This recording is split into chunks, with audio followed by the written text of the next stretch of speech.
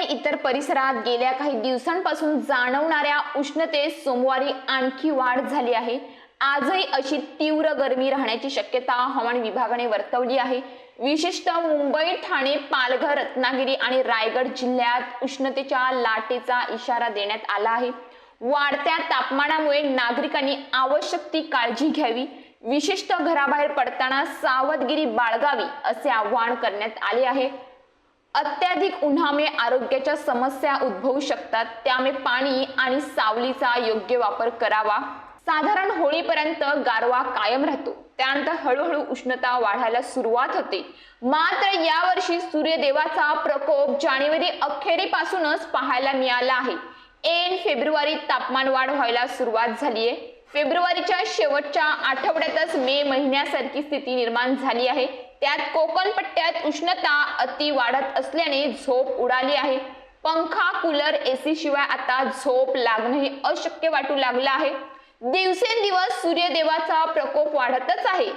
त्यात भर की काय म्हणून या आठवड्यापासून तापमान 35 अंशापेक्षा जास्त आहे। चटके बसत आहे। सकाळी 9 वाजल्यानंतर साधारण 5 वाजेपर्यंत उन्हाच्या झळा अति तीव्र झाल्या आहेत, तर रात्री उष्णता जाणवत असल्याने घामाच्या धारा वाहत आहेत। तर पालघर जिल्ह्यात काही दिवसांपासून उन्हाचा तडाखा जाणवू लागला आहे।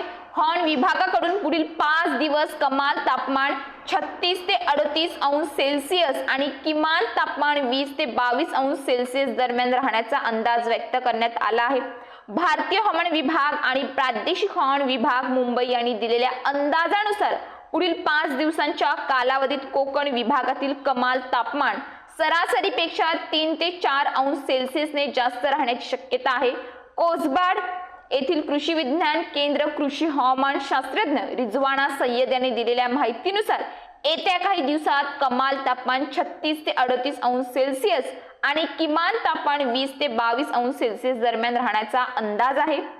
26 फेब्रुवारीला पालघर जिल्ह्यासाठी उष्ण व दमट वातावरण राहण्याचा इशारा दिला आहे। त्यामुळे शेतकऱ्यांनी नीट उपाययोजना करण्याचा सल्ला कृषी शास्त्रज्ञ डॉक्टर विलास जाधव यांनी दिला आहे। त्यामुळे घराबाहेर पडताना काळजी घ्यावी असे आवाहन करण्यात आलं आहे।